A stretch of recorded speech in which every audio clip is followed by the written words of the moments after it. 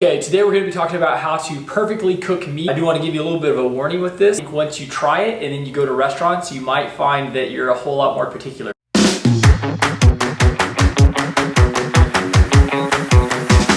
Okay, let's get started. Now the things that you're going to need are olive oil, salt, pepper, a food thermometer, and obviously the meat that you plan to cook. Here we're going to be using chicken thighs. I do recommend chicken thighs over chicken breast. They do not dry out as quickly and they are really delicious. So first off, make sure you always pat everything dry. So what you're doing there when you pat that dry is you're making sure that you're getting all the moisture off so that when you go and lay it in the pan, it really gets a nice contact with that pan and creates a really good sear.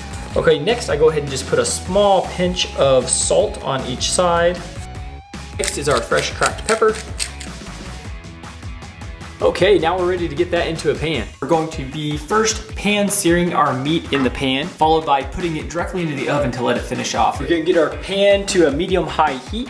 We're gonna put in about 1 tablespoon or 1 capful of olive oil. Okay, let's go ahead and put our chicken thighs right here in the pan.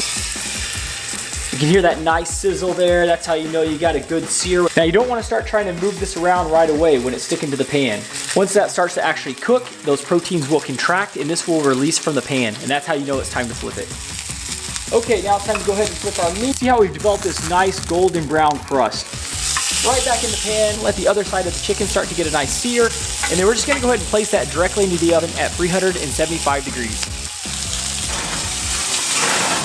Okay, I go ahead and give that about 6 to 8 minutes and then I pull it out of the oven and we'll see where we're at. All right, you can see that nice golden brown sear that we've got going there on the chicken. So with chicken, we want this to be 165 degrees Fahrenheit.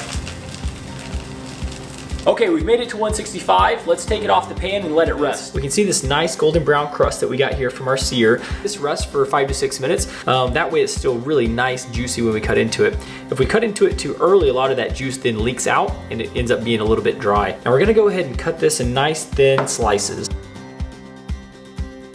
Now we can see how that moisture really isn't leaking out of the proteins. We've got a nice, delicious chicken thigh here. You can use this for a lot of different ways, from a sandwich to tacos, or in this case, throw it on top of some nice greens.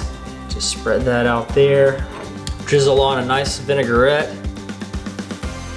Maybe sprinkle in a handful of chopped almonds. You can see how you can turn this pretty quickly into a nice, simple, delicious dish. So even though we use chicken thighs for our example today, remember that you can use really any type of meat. It just creates a nice sear on the outside of that meat, keeps it nice and tender on the inside, and then you can use that meat to really create a lot of different types of dishes. I hope this was helpful, and I look forward to seeing you again soon. All right, thank you.